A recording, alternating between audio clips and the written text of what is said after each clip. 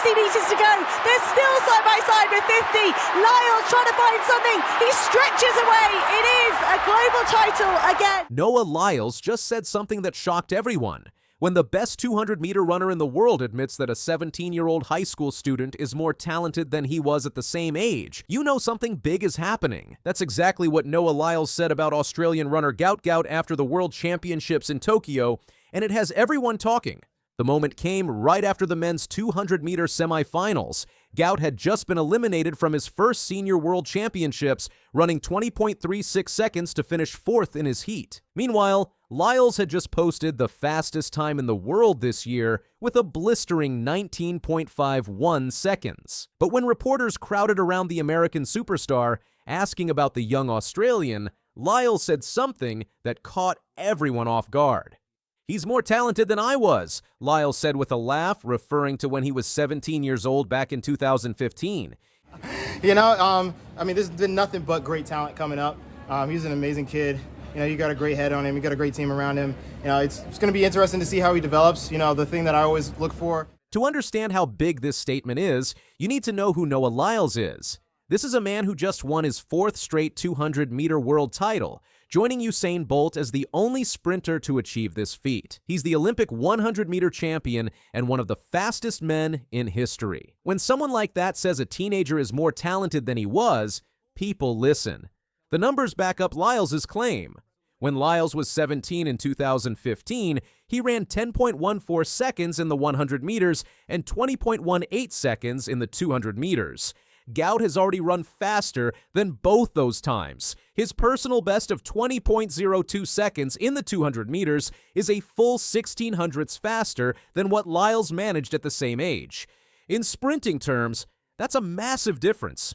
But Lyles wasn't just throwing around empty praise. He's actually gotten to know Gout through their shared sponsor, Adidas, which organized a training camp in Florida earlier this year. Lyles coach Lance Brauman worked with both athletes, giving the American champion a close-up view of what the Australian teenager can do. "You have a real talent there in Gout," Brauman said after the Tokyo Championships, "but he's young. You need to let him mature and grow, and don't put too many expectations on him while he's still so young." The relationship between Lyles and Gout has become something of a mentorship. Gout has said that Lyles pretty much puts me under his wing and calls him a great guy. It's the kind of big brother relationship that's rare in elite sports, where competitors are usually guarded about helping potential rivals. But Lyles sees the bigger picture. At 28, he's already on the back half of his career and thinking about his legacy beyond just winning races. He's scheduled another training camp with Gout over the Christmas and New Year period, showing his commitment to helping develop the next generation. The attention around Gout in Tokyo was intense. After his semifinal elimination, 30 reporters crowded around the teenager in the mixed zone under the stadium. The sight was almost comical, dozens of middle-aged journalists pressing in on a high school student who was still sweaty from his race. But Gout handled it with remarkable composure, even smiling at the absurdity of the situation. "It's definitely confidence for sure," Gout said when asked how all the attention made him feel. "The media frenzy isn't just hype. Back in Australia, 3.2 million people watched Gout's heat on television.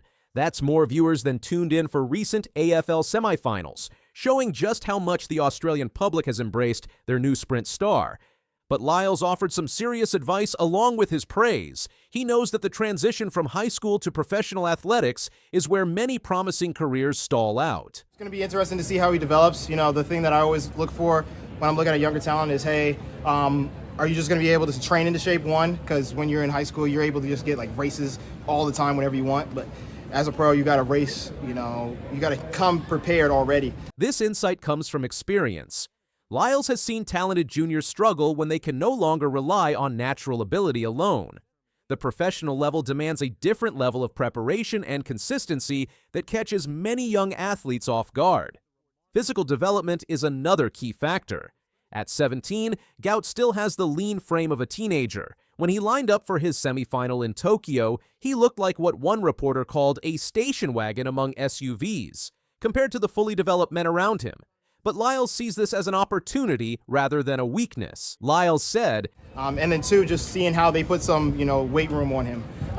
over as time develops, naturally, not just like all at once, but The emphasis on gradual development is crucial. Too much too fast can disrupt the natural mechanics that make young sprinters special. Gout seems to understand this balance. Despite missing his goal of breaking 20 seconds in Tokyo, he remained philosophical about his performance. He said this after his semifinal. I mean, just excitement for sure. Obviously, I was aiming for that sub 20, but today wasn't the day. God didn't allow it today, but I know for sure in the future it's going to come for sure. The teenager's perspective on time is refreshing in a sport often obsessed with immediate results.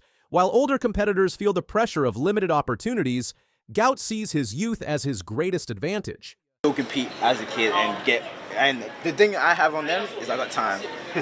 They may not have 15 years, but I got 15 years for sure. So I know that I can keep running, and I know that if I can do this at 17, I can do this at 25 as well, and I'll be even better at 25. So. That timeline puts everything in perspective. Gout will be just 24 when the 2032 Olympics come to Brisbane, his home country. It's a goal that seems to drive everything he does, adding what he calls fuel to my fire. But Lyles also warned about the business side of professional athletics. Once sponsors come calling and contracts are signed, young athletes suddenly have to mature faster than their peers. Lyles said, "That's the hardest part about being such a young talent. You have to grow up so much faster than everybody else. When people get to come to you and they're like, hey, we need this of you, unfortunately, you don't get to say, I'm only a teenager, because once you sign the contract, once you're on the track, you're no longer a teenager, you're now a businessman." This advice is particularly relevant for Gout, who's already dealing with significant media attention while trying to finish his final year of high school. His team has been protective of his schedule, limiting interviews and keeping his focus on education alongside athletics. The Australian will return to Brisbane to complete his QCE exams in October before heading back to Florida for another training block with Lyles.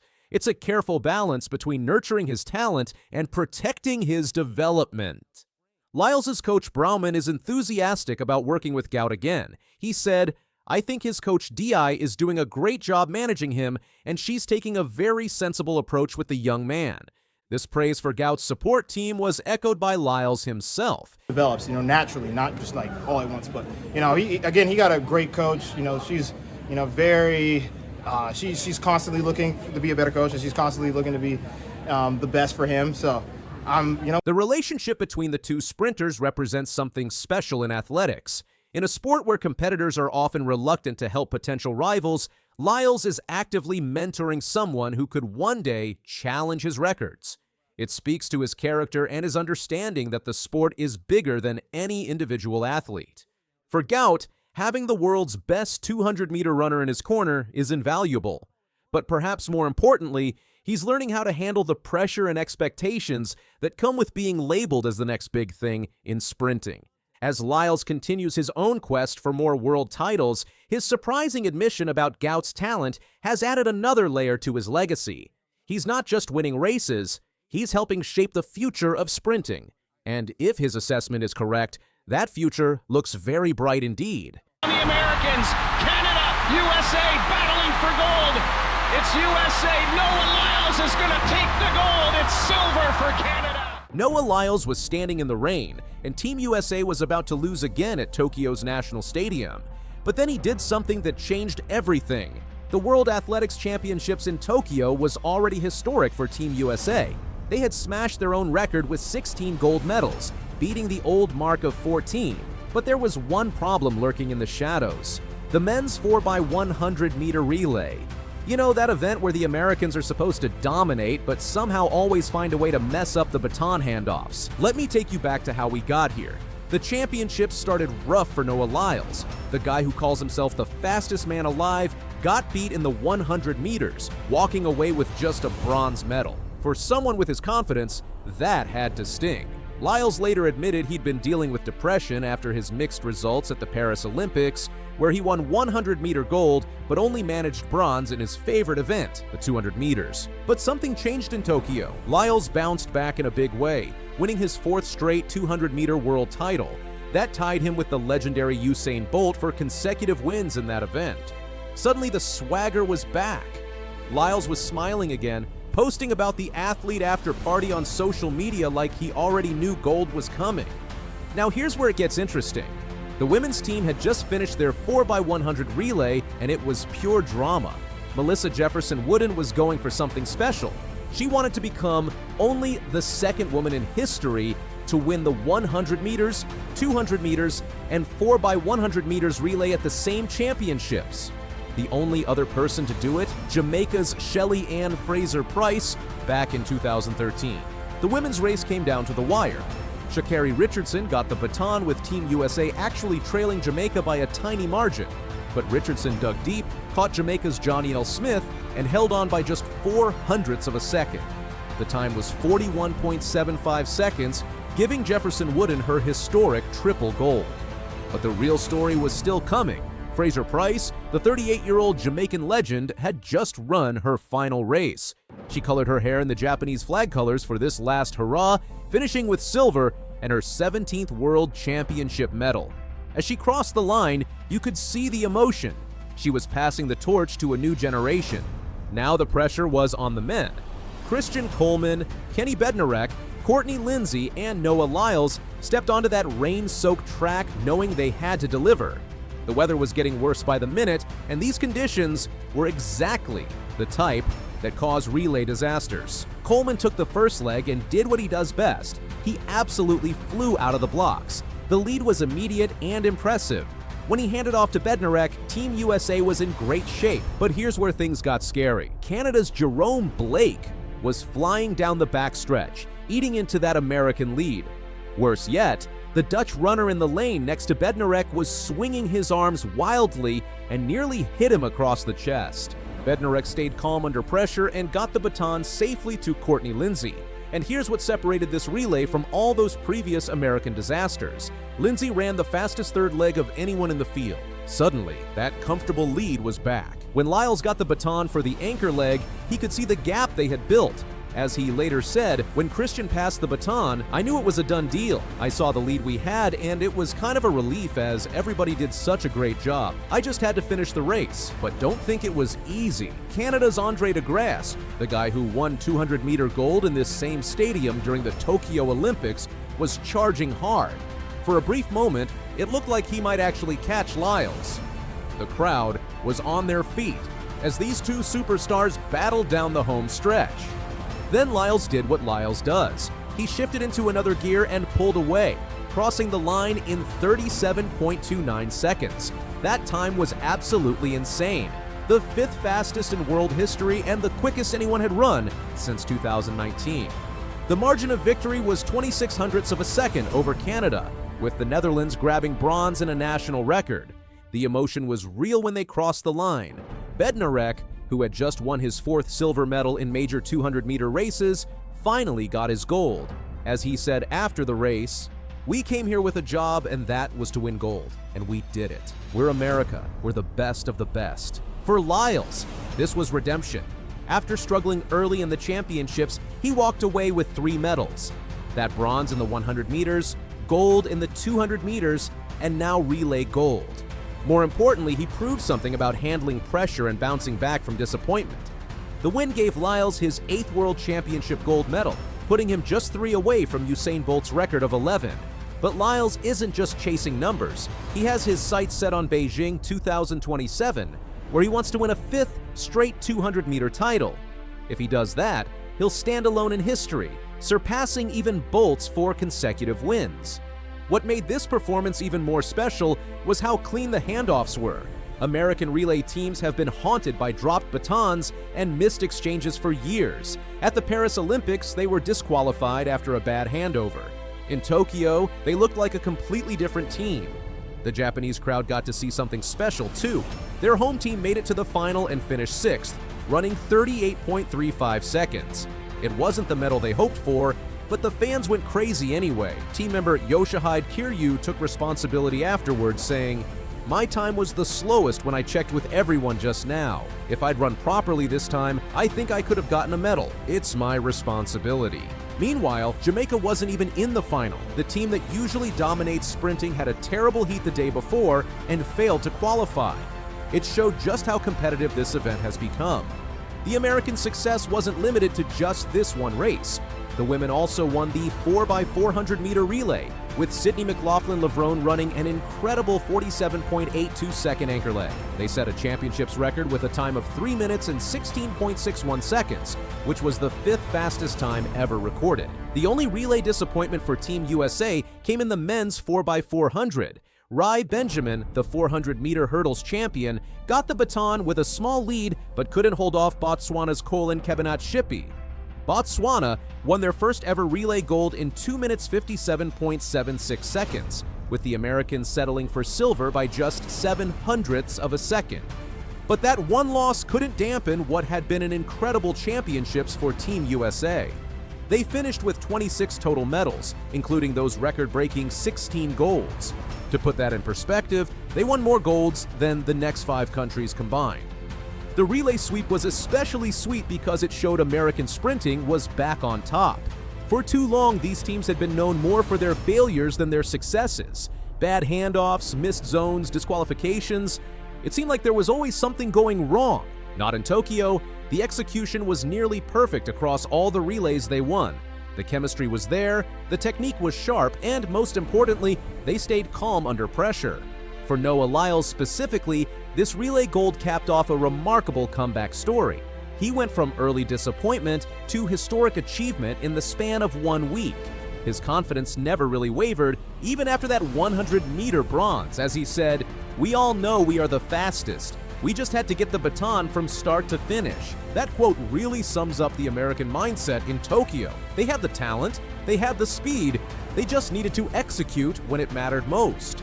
And when the lights were brightest and the pressure was highest, they delivered. The performance also set up some intriguing storylines for the future. Lyles is clearly motivated to surpass Bolt's records, and at just 27 years old, he has time to do it.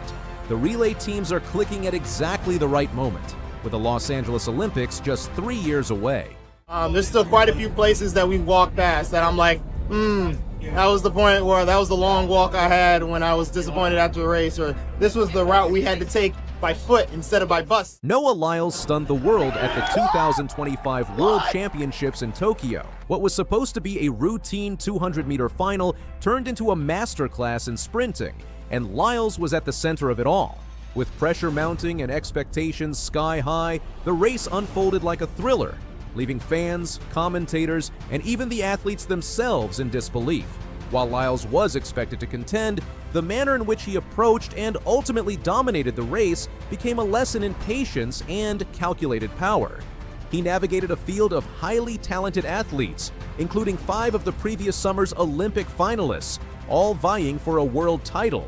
The crowd at Tokyo's National Stadium held its breath as the race unfolded, each step telling a story of resilience, preparation, and unyielding focus. The 200-meter final in Tokyo was stacked with talent. U.S. teammate Kenny Bednarek showcased his trademark speed and earned silver with a time of 19.58, while Jamaica's Brian Level narrowly edged Olympic champion Letsile Tebogo to claim bronze in a personal best 19.64. Tebogo himself finished just behind Level in 4th with 19.65, a testament to the depth of the field. Britain's Jarnell Hughes rounded out the top 5.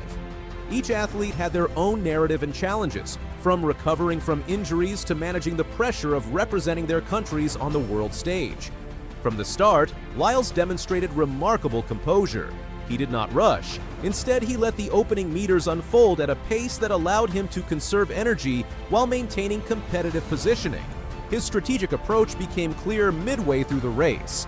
Observing his competitors and anticipating their energy management, he began building momentum when it mattered most. "I studied my competitors," Lyles reflected after the race. "I knew their momentum was going to show up once we got closer to 150 meters, but mine was going to build after I hit that mark. Being patient was the most important thing. I controlled the race. The execution was flawless, allowing him to unleash a decisive surge in the final stretch." Born on July 18, 1997 in Gainesville, Florida, Lyles faced significant challenges from an early age.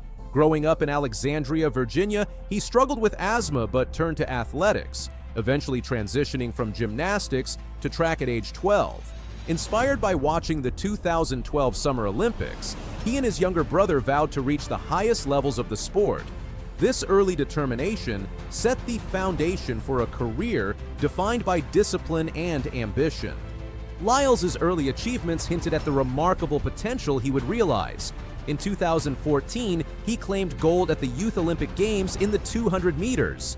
His high school career was marked by record-breaking performances, including a standout 200-meter time of 20.09 seconds at the 2016 U.S. Olympic trials, breaking a 31-year-old national high school record. Though he did not make the Olympic team that year, he secured gold in both the 100 meters and 4x100 meters relay at the 2016 World U20 Championships, showcasing his ability to rise to the occasion on the international stage.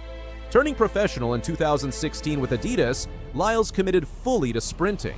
His professional career was characterized by rapid progression and resilience. He earned multiple national titles, Diamond League victories, and began setting the stage for dominance in both 100-meter and 200-meter events. His trajectory, however, was not without obstacles. Injuries occasionally interrupted his momentum, yet he consistently demonstrated the ability to rebound stronger and more determined.